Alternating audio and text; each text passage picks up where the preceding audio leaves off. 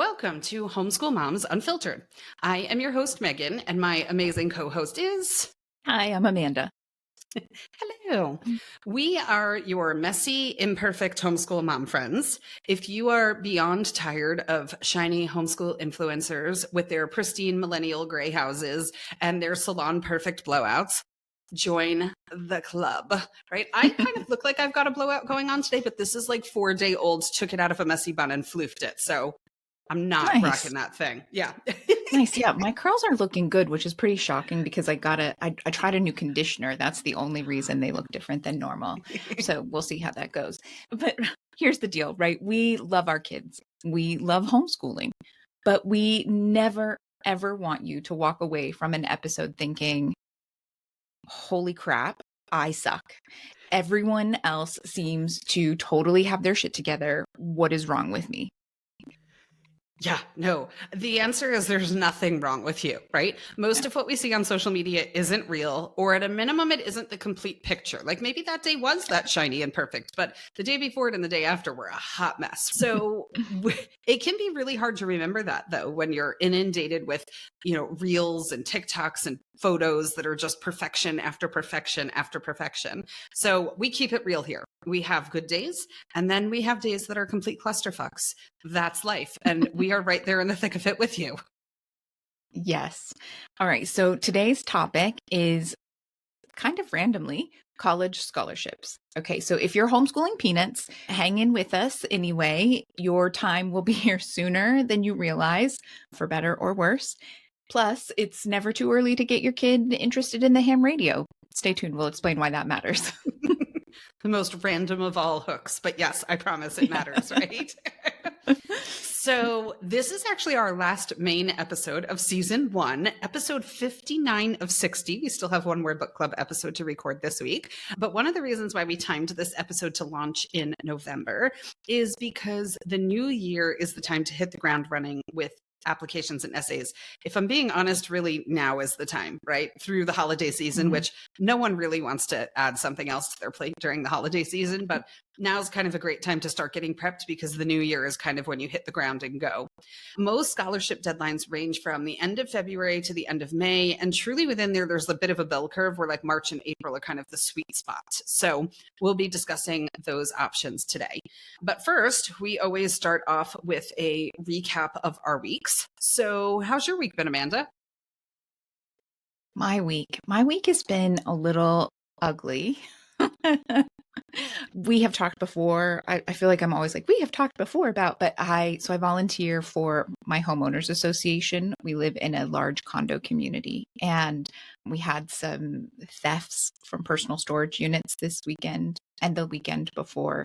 And it's not uncommon, right? Like if you live anywhere in the lead up to the winter holidays, like people, stuff gets stolen, there's more break-ins and things like that. So it's not a huge surprise, but there are some people who are really upset about it, and it caused lots and lots of issues here. I feel like I'm putting out a lot of fires, and I'm not doing a very good job of it. And we have some staff that are a little extra freaked out about it because they're a bit younger and a little inexperienced, a little green about it. So of the over 500 people we have that live here, there are about 5 who are really upset about things and making lots of noise. And the staff are really, really anxious about making them happy. And it's causing a lot of things. It's causing a lot of stuff and things. And I was not my finest, right? I completely lost my cool at like yelling and like it just a way that was like, it was ugly.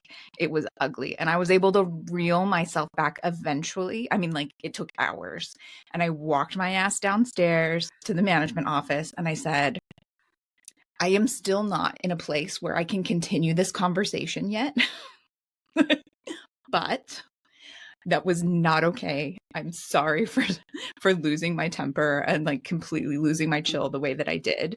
No matter how frustrated I am with the entire situation or with things that have happened, it was not a responsible thing. It was not fair for me to lose my temper that way. So I still need time. I'm not ready to talk about next steps because we've pulled the the rolling boil back to a simmer, but it won't take much for it to be a boil again. And that's just kind of been like my whole week, like just constantly on edge at the simmer level, like trying to finally put out this fire. So yeah. And my folks are flying in this weekend, which we're excited to see them. We're going to go stay at a hotel on the ocean, like right on the beach with them, and have kind of like an early holidays get together with them, which is fun and exciting, right? And all of those things. But family coming to visit, it always adds extra stuff that you need to think about and do and plan. And my kiddo, called me on it this week about the fact that I wasn't focusing and providing him the education that he expected me to provide. So I'm dropping the balls, right? This is an excellent example of the fact that we are not perfect. I've dropped the balls this week. I have not been my best version of myself. And every time I start to lose my temper, my kiddo is like, don't forget, we still love you. And I'm like, that is very sweet, but it's not your job to make this better. This is, and like, but also that's very sweet. Aw, he's such a sweet little soul. Yeah. He is. He's a good egg. So how about you? I think maybe a little bit emotionally draining for a few reasons, but like maybe not quite so volatile. I don't think you're yelling at quite as many people as I yelled at this week. No, I haven't lost my shit. So, but the week is young. It's only Thursday. So you never know. There's time. So yeah, I mean, we had issues. We're recording this on a Thursday, which is typically the day that our book club episode launches. And this is episode 59, and today's should have been 58, and it's the first and only time we've ever been late with an episode. And I tried the file, Amanda tried the file, I even had my husband try the file. Like, we re-downloaded the file. Like, we just cannot get this thing to upload. So that was a bunch of yesterday, but I mean, it is what it is. I mean, I really had to put it into perspective. One of our books that we're planning to read next year is Differently Wired. And one of my favorite lines from that book is when the mom who wrote it would get stressed about like work stuff and whatever, she would remind herself that there's no heart in the cooler. Like, she's like, I don't transport live organs for a living. So like, this is all going to be okay. So I was like, you know what? Today with a fresh perspective and tomorrow morning with a fresh perspective, I'll figure something out. We'll somehow get the episode up. I was thinking I might even just do audio and ditch the video, and I don't know. We'll figure something out. We'll get it out there. But so that was yesterday. We are still in Poland, which we have been for our last couple of episodes. We are in Krakow, Poland right now, which is beautiful. And so we've been bopping around, and we joined a homeschool hub this week, which is really fun. There's about 35 families maybe in the hub. And there's a ton of teenagers. And so it's been a great week. And there's one in London next month. And my kids are actually like, do you think you could find an affordable place to stay in London that we could join the next one? And so I think that might happen. Affordable and London don't really go together. Yeah. Yeah. I'm not really sure you're going to make that part happen, but the hub might happen. Yeah. I found a place. It's relatively affordable. It's going to be very tight, I think, and all of that. But yeah. So yeah, we've been doing that. But it's been great. But it's tiring in a fun way. But during the day, it's been activities. And then at night, there's all these board game clubs around Krakow. And so we just got home from board game club right before we were going to record. Last night was karaoke night. I mean, the teens are out every night doing their thing. And so last night I didn't go because I had some work to do, but I'm still then looking at my phone and making sure that I'm waiting for the text, got there okay, heading home, so all that. But the emotionally draining part that Amanda referenced is the kids and I got up this morning before the crack of dawn. We left our place in the dark this morning because we had booked a tour to go to Auschwitz. And I guess the way it works from my understanding is we booked the tour 2 months ago because they sell out. And it seems like the museum works with the tour guide operators for timed entry. And so we got a text about 2 days ago just confirming our entry time and apologizing that our entry time was at the ass crack of dawn. And so we had to be at the bus stop, which was about 5 minutes from our apartment, at 5:55 this morning, which is not a time that we normally function. So between getting up at 5 a.m. to get ourselves ready to go, and then, so that was not, that made us tired. And then just the emotion of the day. We watched a film on the way there on the coach. And I live and breathe World War II. That's totally my historical period that I function in. My husband's family is from Poland. We're Jewish, the whole thing. So I'm very familiar. It's not like I didn't know what I was walking into, right? But we watched a film on the ride there, and there was some footage in that film. It was all footage that had been shot by a Soviet cinematographer who entered at liberation. And there was some footage, I won't go into it, particularly around a baby that myself and then two of my kids, one of my kids was asleep. All of us separately later went, "Oh, that baby!" Like, that was the point that got all of us. So we got up at 5:55. We've walked almost 16,000 steps today, and then the emotion of the day. It's been like, whew. But we came back from that. We had a 3-hour nap. Got some dinner. We went to board game night. So, so it's been a really big day, but good overall. Our tour guide was fantastic, like ridiculously fantastic. So overall it was a really meaningful and important day for us. I felt like something we needed to do. So, and tomorrow as a group with the hub, we're supposed to go to Schindler's Factory, which is right on the outskirts of Krakow. So it'll be meaningful to see that as well. So it'll be good. Oh, yeah.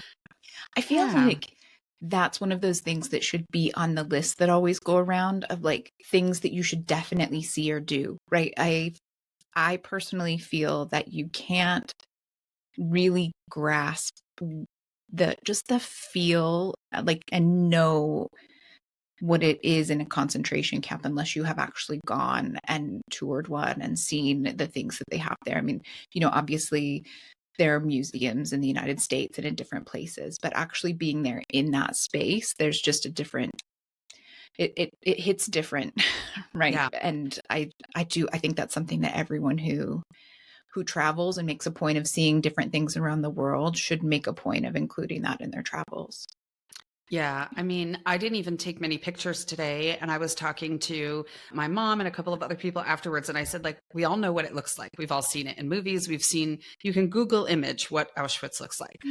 There's no photo that I was going to take that was going to capture the difference between seeing it online and standing there. So I was like, I'm just going to stand here and exist here and listen to the tour guide and kind of do that thing. So I took, I think, 3 photos the whole day in certain spots, and otherwise just kind of soaked it in because the photos, you can't even grasp it from pictures. It's just, it's out of this world as far as trying to wrap your mind around what actually happened there and stuff. So even going in, knowing a ton about that period in history, it was still like, oof. So definitely meaningful. I would definitely recommend it when kids are older. It was definitely a worthwhile 5 a.m. wake up call for us. So yeah. Definitely. There were so many people in our I'm group not positive that I'd go at 5 a.m. I know. We didn't have a choice. I literally booked it like 2 months ago. And then they just sent this thing saying like, we're so sorry, but this is the time slot we were given. And I was like, okay. And there were a bunch of people in the hub that dropped because they were like, there was no way. And there was an alternate activity today anyway for younger kids and stuff like that. So a bunch of people who were planning to go to the concentration camp switch to the other activity. And I was like, no, we're totally going. It's like a once in a lifetime thing. It's an important part of my kids' family history. We need to show up and do this thing. But yeah, it was a lot. So yeah. So, and now here we are talking college scholarships, which, let's do it, So exactly. All right. So back to college scholarships, right? It is a little ironic that our current book club selection talks about alternatives to college and not going to college and not spending a ton of money at university. And now here we are talking about how to pay for college. But that's life. There are times that you think about things and you noodle things. And then there are times that you're like, yeah, but I actually need extra money. And I'm not sure anyone listening to this is like, no, don't give me extra money. So we're going to talk college scholarships. Tip number 1 that we think everyone should know and too many people don't realize. Please, please, please, for the love of all things, create a separate email account. Okay. They are going to sell your email address to anyone and everyone you can possibly imagine. They are going to make bank off of the email addresses they get through this process.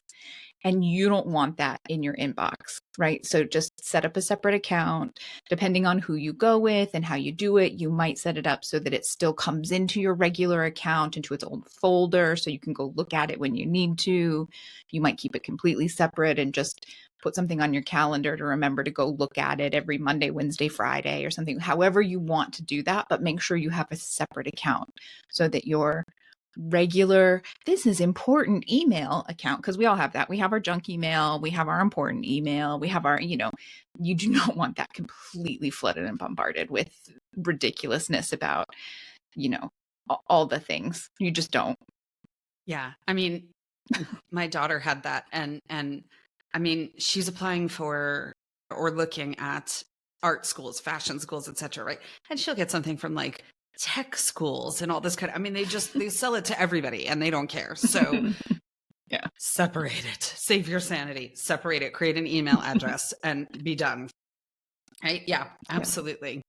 All right. Tip number 2, there is a book on Amazon. We will link it in our podcast description called The Ultimate Scholarship Book. And then it'll have the year. So at this point, you would be looking at the Ultimate Scholarship Book 2025, but it comes out every year. I've looked at years, 2024 and 2023, for example, and they're pretty darn similar. So if you get a hand-me-down copy or something, you should be okay.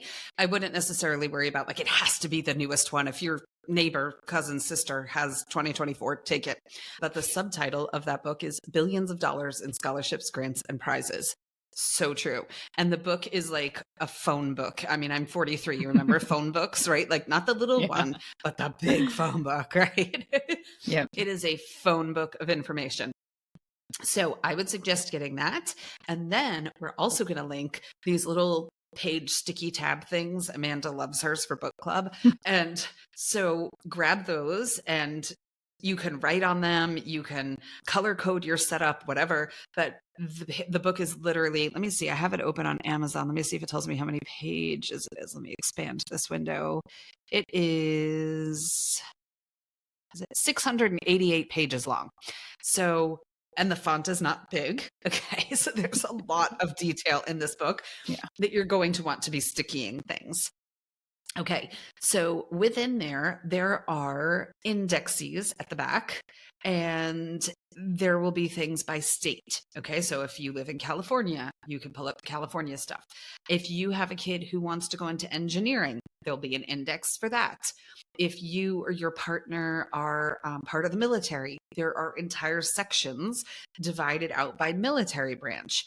So there is literally a scholarship for everyone in this book. I mean, there's so many things in there and it follows a format, right? So in the beginning, when you look at it, or at least I was, when I read it, I was like, this is going to, how does anyone get through this book, right? This is going to take me 10 million years.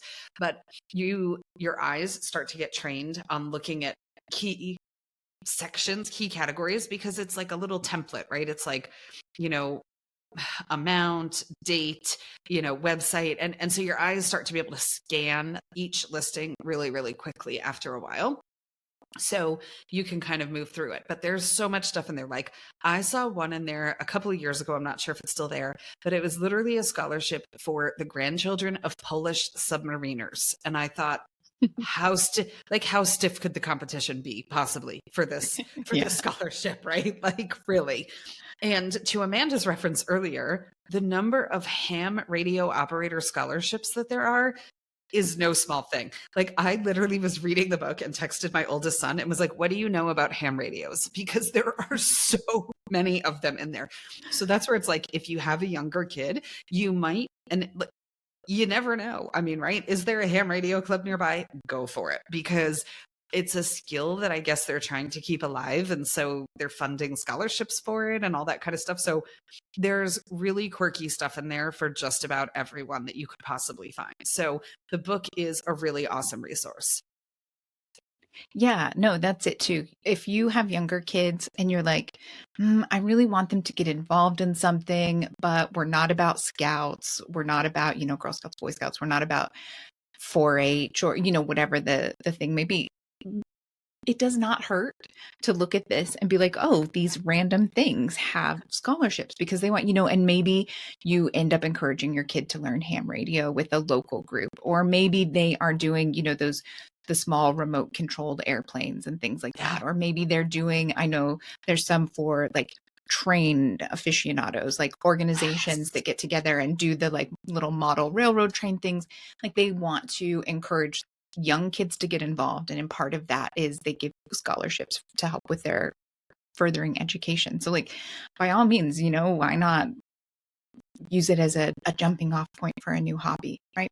Yeah. Okay, so our next tip number 3, more places to find scholarships. So this is just a general list. Keep in mind that a lot of schools, universities, colleges and universities have scholarship lists on their website. So if you're looking at a few, it's worth checking to see if they actually have a list of ones that are specifically for their university. But some of them have even beyond that. One example is the Academy of Art University. They have a list full of links that are geared towards their school, their university. And then there's another one that further down on the page is like nationwide scholarship opportunities. And then it links to the Chamber of Commerce, which has tons of additional opportunities and things there. And in that link, it will also say another great place to look at is the US Department of Labor. They have an entire huge website for finding scholarships. Definitely worth looking into, right? Those generally are going to be a little harder to get.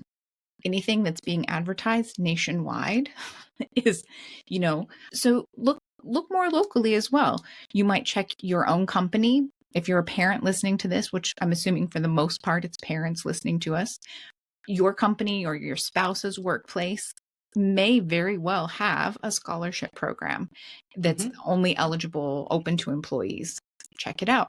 You might check with your parents, the grandparents or things like that, because a lot of times it's open that way. I know when I was in school, I definitely got a scholarship from my dad's job. Check with your local high school guidance counselor. It will not be hard to find their email address. Shoot them an email and say, hey, I'm just wondering if you pulled together a list of scholarship opportunities. For the most part, they already put in that work and they're not going to mind sending you a copy of it. Their goal is to help kids pay for college. Your neighborhood one might be a bit of a gatekeeper on it, but for the most part, in my experience, they're like, yeah, sure, good luck. Maybe they'll remove a couple of the ones that are specifically for their school or that they have an inside with, but it's a great resource, right? There are lots of options, and it's worth remembering that the things that are in your own community are probably going to be a little bit easier to get, right? To score. Yeah, it's less competition, right? That's a great option. And it kind of dovetails in with tip number 4 as well, which was, to your point, the big national ones are going to be a little bit harder to get. Some of the ones where you have a closer tie or a closer connection might be a little bit of a smaller competition pool. So tip number 4 is to make a calendar of deadlines and formulate a game plan. So there are literally there's thousands. There's not even hundreds. There's thousands of them out there, right? You cannot apply for even 100 of them and do it well, right? There's just absolutely no way. So your best bet is to look at the deadlines, right? Get somewhere you're staggering your deadlines so that you can work through them. Look at the dollar amounts and be strategic about that as well. And I'm not saying only go for big ones. Those small ones add up. And sometimes the requirements for those small ones are smaller. I remember when my best friend growing up was in college and she wrote something for like Betty Crocker or something. It was like a really small, like $500 or something. She got it, and it helped her. She was going to like a local community college, and it helped her pay for some books. So it was awesome. So make a game plan, right? Figure out which ones you're going after, figure out which ones you have the best shot at, figure out the timeline, make sure you've got some in February, some in March, some in April. And that way you can kind of stagger your efforts going towards them, and then figure out how to get all that done, right? We've talked about goal setting before. We've talked about working backwards into a goal and figuring out like baby steps into a goal. So baby step your way there, right? I wouldn't put on the calendar like this is due on March 1st and then not really think about it again until February 27th. You step your way out and be like, okay, these are these are due this time. So my goal is to have my essay done by this time. And then some of my other steps done by X, Y, and Z time as well. And part of that is because, and we'll talk about these in some of the other steps, part of that is because some of your steps are going to involve other people. And so what is that saying? Like, your lack of preparedness does not equate to my emergency or something. So if you've waited till February 27th and now you need support from co-op teachers, sports coaches, whatever, parents, and you're like, this is due in an hour and a half, right? Like, that's going to be a little tough. So be strategic, make your calendar, set some mini goals and stick to them. Yeah, for sure. And it's that thing. If you listen to us on a regular basis, this is not going to be new to you. But if you somewhere saw that we were doing a podcast on this and you popped in to listen and you're not really familiar with us, this is one of those examples where we absolutely advocate. Involve your child, involve your teen. They should be managing this. This is a great opportunity to practice those executive functioning skills, but this is also an important thing. And as the parent, this is one of those places where you should be supporting them and helping them, and also helping teach these executive functioning skills, right? We would like to believe that every teenager will hear this and you say, make sure you plan that out and put a deadline, plan it out before the deadline. And they're going to be like, oh, okay, I know how to. But I know for a fact that if I told my husband to do that, his deadline and my deadline and the way that we got to that would look not at all the same. Right. And, he's 49 years old. So don't expect your 16 or 17-year-old to be like, oh, yes, of course, that makes perfect sense. I'll make a 2-month runway to the deadline and everything will be, this is the kind of thing that you sit down with them, you map out, you work together, you practice these skills, right? So that you're doing it as a team effort in the hopes that when you actually launch them, they can do it on their own the next time around, right? What I took from that is that every time you say something about your husband, I just become more and more convinced that we're married to the same person, right? Because that'd be a little awkward, but yeah. That's us. And I'm like, stop leaving shit to the last minute. And then when things fall apart at the last minute, I'm like, this is why I don't like leaving things to the last minute. I mean, it's been 20 years of this. Neither one of us is budging, So yes, we're married to the same person, I think, in theory. They're like clones of each other, separated at birth. Yeah. I don't know. Two totally different continents, separated at birth. There you go. Okay. So we have more tips for you. But before we get to that, we just want to make sure that everyone knows we have finally officially launched our website. It looks really good. All the pictures are working. All of the links are working. We have a lot more blog posts up now. So all of the things that we talk about, we have actual blog posts with way more links than we can put in our show notes to help you know, oh, this was the specific thing we were talking about, or this is what we were referring to. So just go check it out. I know this is going to blow your mind, but it's at homeschoolmomsunfiltered.com. I know we got real creative with the title there, but yeah, go poke around, check it out. We'd love feedback if you find something that's not working or something was confusing, or if you see something you really like. We've put a fair amount of work into it. And so, yeah, we'd love to know your thoughts. Yeah, our previous book club selections are over there. So if you're just finding us and you're listening to previous book club episodes and there's a book or two that you really find interesting, they're there. So help yourself. Go check it out. Awesome stuff. Okay, I do just want to make a little plug. If you have any kind of am I the asshole or a student spotlight where you just really want to brag on your kiddo, you can submit those through the website. We have a form on there now, so it's super easy. You can just pop on and it's pretty easy to find on there. But if you have any issues, let us know. We're happy to help. Yeah, today we're student spotlighting my kid because nobody submitted anything. And I'm like, I will. She did something really rock starish this week. So I'm pretty pumped about that. Having nothing to do with traditional education, but I'm pumped about it. And so, but yeah, we would totally love to spotlight someone else's kids. We talk about our own kids plenty on the podcast. So submit stuff, right? Yeah. And the thing is, you can brag here. We're going to support your kiddo. It doesn't matter what they've done, big or small. If you are happy or proud, let us share in it. Like that is a huge part of what this is about too. This podcast is not about like they have to make the elite travel soccer team to be proud of them, or they have to, like it's not about that. I was just in a gifted thing and someone had asked the question like, oh, my kiddo, finally got approval to grade skip, and my husband wants to say something about it on social media, but I feel awkward, what do you think?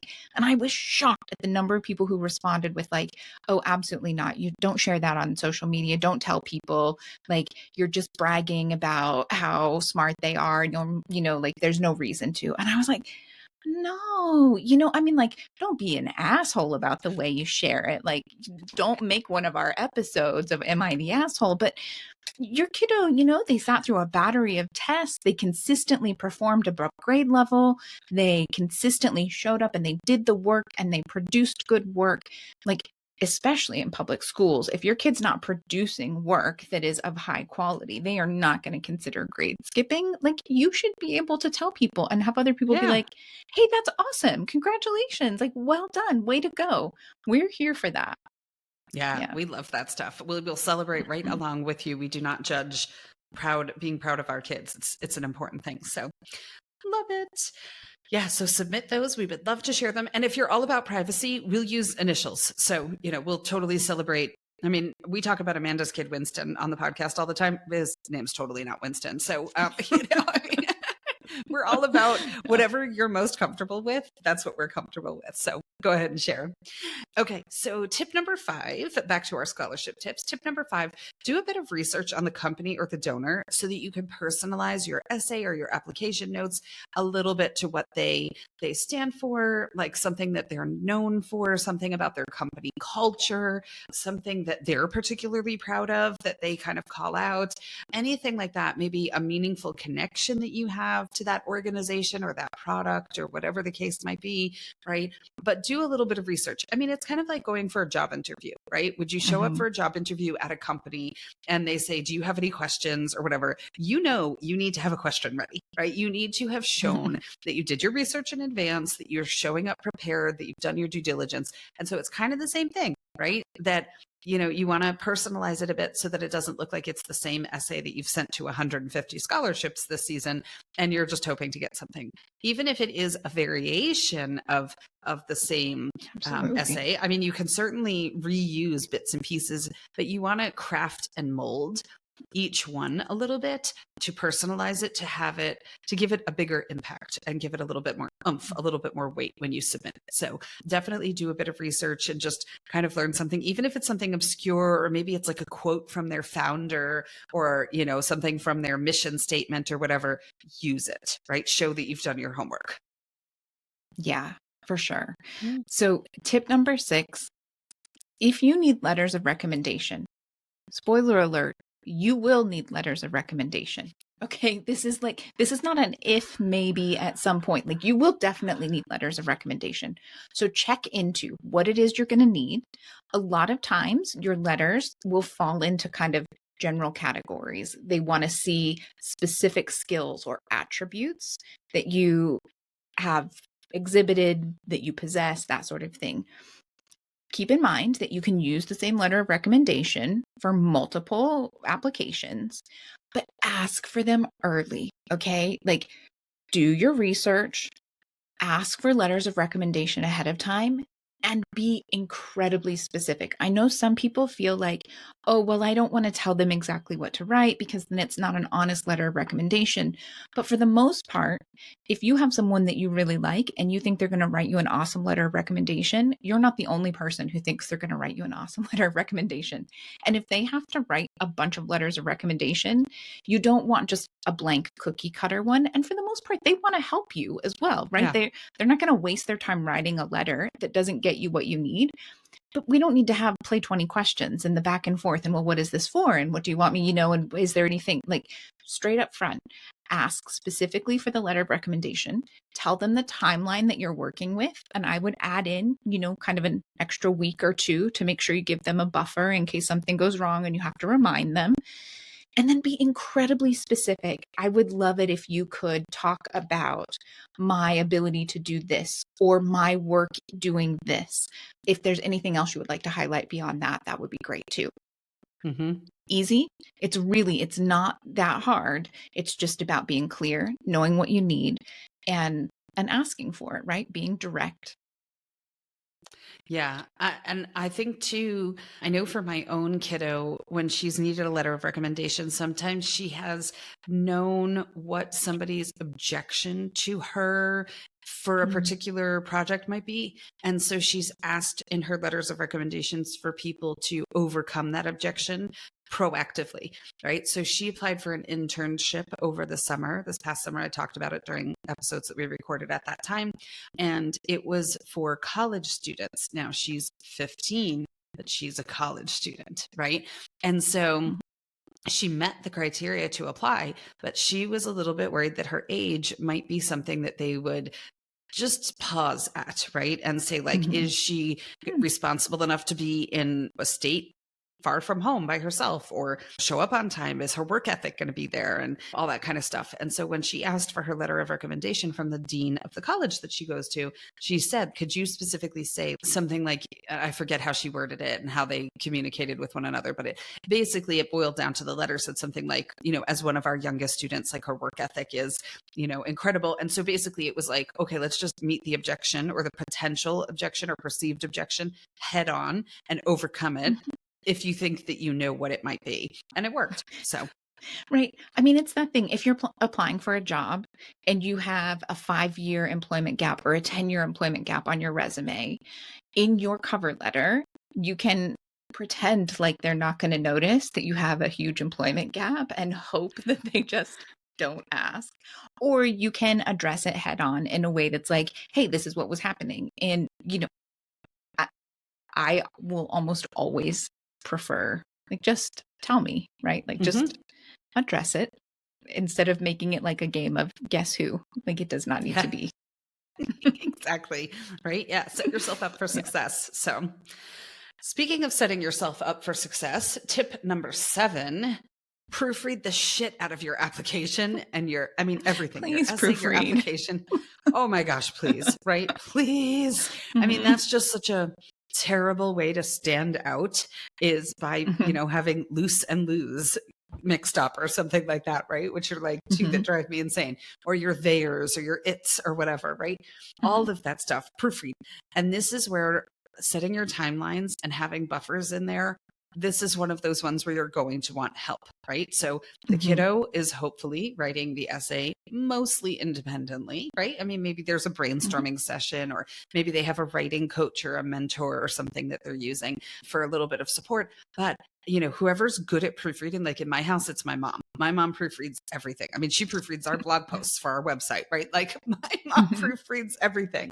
If you have a neighbor, your grandfather, like whoever, a friend of the family, somebody from your co-op, especially like parents. I know I see posts often from parents who are considering homeschooling, who feel that they themselves maybe didn't have a stellar education, or they speak English as a second language, and they feel like that's something that's going to hold them back from homeschooling. Spoiler alert, it will not. You will do amazing at homeschooling.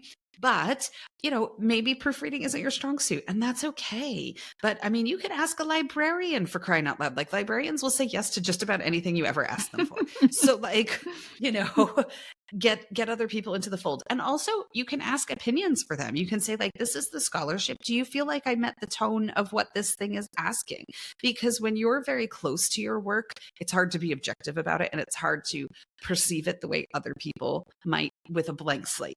And so asking people who are not as close to it for their opinion of, like, did I hit the nail on the head? And they might be like, no, I totally would never have put this with that thing. Okay, you want to know that now before you submit it, right? Take another stab at it. No, that's so true. And the other thing too is with proofreading, if you're a teenager who's listening to this and you're like, oh, I proofread it myself, I don't need anyone else to read it. Oh, heck no. It doesn't matter how great of a writer you are, right? Like, I used to edit my school newspaper. I do quite a bit of writing for all sorts of different things. But the fact of the matter is, what I think I wrote and what I actually wrote are not always the same thing, especially when you're typing, right? You're typing, you're going really fast, you accidentally type the wrong kind of thing, you miss a word, you leave something out, or you type the wrong version of it. Your spell check doesn't pick that up. Your Grammarly might miss it. And when you go and read it back, you know exactly what that sentence was supposed to say. So that's what you read, right? Oh, yeah. It's a proven fact. It's a thing, right? So Mm-hmm. take the time and have, have someone else proofread it for you. It can make a huge difference. Mm-hmm. 100%. All right. So we've got lots of tips, but we also want to be realistic. Okay. So there is a reality to applying for scholarships. And some of them you're just not going to qualify for, especially as a homeschool student. So it is important to pay attention to what they say the requirements are. And again, this goes back to that point of being strategic. Don't waste your time, right? Yeah. So some require a high school diploma. Depending on how you're doing it, what you're doing, where you're at in your schooling, right? That may or may not apply to you. We have talked before, you can absolutely go back and listen. If you're homeschooling, you can absolutely graduate with a high school diploma. There's no reason that you don't have to. But if for some reason you have decided to finish your high school career without a high school diploma, don't waste your time applying for something that requires that piece of paper, right?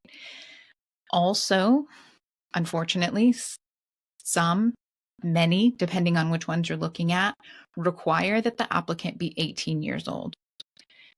Some of us, it's not uncommon. It's not a requirement by any stretch of the imagination, but it's not uncommon for homeschool kids to be going into college or university before they're 18. Some things you can do like Meagan's daughter did, and you address the objection. And, if you think you have a compelling reason, by all means, go for it. But if it seems like it's a pretty hard and fast rule, must be 18, don't waste your time. There are other places where you can put your time. People draw arbitrary lines in the sand all the time. And that is the exact same with school scholarships. It just is what it is. Yeah, I mean, if you go on the website and there's a whole chunk of legalese at the bottom and the must be 18 is in that chunk of legalese, there is no freaking way you're getting around that, right? That has been approved by teams of lawyers at that organization, and they're not going to be like, oh, but we really love this candidate. You're not getting it, right? I mean, it's just not happening. So, and I know because my kid has tried it on numerous occasions, right? So, yeah, I mean, it is what it is. So, unfortunately, if you are an early to college person, you will be more limited. And that's just kind of the reality of the situation. So we've been there and done it. So I could definitely speak to it, but there's still plenty of others. Kiddo applied to plenty of them. So it's all good. So the season is coming up. So get yourself ready, get organized. I know for me, the first time I started to look into it was like in April. And that's one of the reasons why when we were planning our season, I was like, we need to talk about this, because if you've not done it before, you don't realize that there's like an actual season for this stuff where it all occurs. Mm-hmm. And my assumption is that it has to do with companies getting their new fiscal budgets and all that kind of stuff. And it's like, okay. And then also just the timing of like knowing what funds you have as a student by the end of the school year, so that in the fall, what you've got to work with, right? So there's definitely a time for this to happen. So happy applying. Tell us how it goes. Yeah. Can't wait to hear. But don't leave us just yet. We have our student spotlight of the week. Student spotlight. We don't judge bragging here. We celebrate with you. Yes, as Amanda said, we all celebrate. Right, so give it to me. Okay. Yeah, you've got a good one. Okay. I do have a good one. Okay. So my kids, I've talked about it before. My kids have had like a bit of a rough stretch when it comes to socializing, because we moved in June of 2020, which was like the crappiest time you could ever try to relocate your kids, because there was nothing going on. There was nothing running. Even if there was, we wouldn't have felt comfortable with it. So that was that. And then right as the pandemic was like starting to wind down, as far as like the ultimate severity for many people, most people were vaccinated and more people started feeling comfortable doing group events and things like that. We got moved again by my husband's job. And so it was like, great, we were just about to start making some friends. So then we moved again and we ended up back in the Bible Belt, and it was like, trying to make friends again. So it's been tough, right? They're at that teen stage. And I know a lot of kids have had social struggles from the pandemic in general, right? Like at various points of development, it was just really shit timing for so many kids who were trying to find their way. So anyway, we joined this hub this week and we've never met any of these people. There's a whole bunch of people. And so last night I had to work, I had to teach, and then Amanda and I had our Q&A for Patreon, which if you're not a member of our Patreon, come. We're happy to answer your questions. If you want to find the perfect ELA curriculum or something, come talk to Amanda. If you want to know about unschooling, come talk to me. So we'll get you sorted out. But anyway, so last night we had that. And so I couldn't go out, right? So this hub has all these different text chats. So there's one that goes, that's like the parents, and every day there's a poll, like who's doing this, who's doing that, so that we can make reservations and stuff. But then there's a teen chat. So last night the teens made plans to go to karaoke. And one of my kiddos was like, I'm in. The other two were like, we have to be up at 5 a.m. I'm not going to karaoke, right? Which was probably the smart and logical thing to do, but But your teen years are a perfect time to make the not smart and logical choice. Exactly. So she went into the teen chat. There's a couple of people we're in Old Town in Krakow, like right near the square. And there's a couple of people in buildings like right around us and all these different apartment buildings that are also part of the hub. And so she messaged somebody who's in the apartment building across and was like, hey, if I come downstairs, like text me when you're going downstairs, I'll text you. And it's an older boy who's 16, 17, kind of like this age of my oldest son. And so I would let her walk around the city with my oldest kiddo. Like there's something, right or wrong, right, sexist as it might be, there's something about walking through the city with a 6-foot tall boy that I feel like she's safer, right? It's just reality is reality when it comes to safety, and safety for women, for sure. Exactly. And so she met up with him. I said, just text me when you get there and whatever. And so she went, and they were going to karaoke, and I thought for sure, like she'll go, she'll have fun, whatever. She karaoke'd. Like this is so outside her comfort zone. And I was so excited because I was like, it's like a new friend group, and she just kind of threw herself in and she karaoke'd. And I was like, yes, like multiple times. Cause I was like, what song did you sing? And she's like, oh, I went multiple times. And I was like, right. And part of the struggle that I've had, not struggle, but part of just the challenge of having a kiddo like her, we've talked about some of the stuff that she does before in previous episodes, right? She's 15. She's finishing her 2-year degree next month. And she has a part-time job working for like a design firm in Manhattan. And she writes for magazines and all that kind of stuff. It's hard sometimes to balance like being in the grown-up world and being in the kid world, right? And finding that balance of like knowing how to let loose and have fun. And so I was like, she did the thing, like she went with people she didn't know. I mean, kind of knew, but like, and let loose and had fun and the whole thing. So having nothing to do with technically homeschooling. I mean, we're at a homeschool hub, so like we'll call that related to homeschooling. But anyway, I was just like super pumped. Like she had fun and she went and she did it and she came back and she was a happy as a clam. And so I was like, okay, this is working. So today, that's what like when I said I go, there's another hub in like 3-4 weeks in London. I was like, if you guys, and she was like, yeah, let's do it. I'm like, yes, right.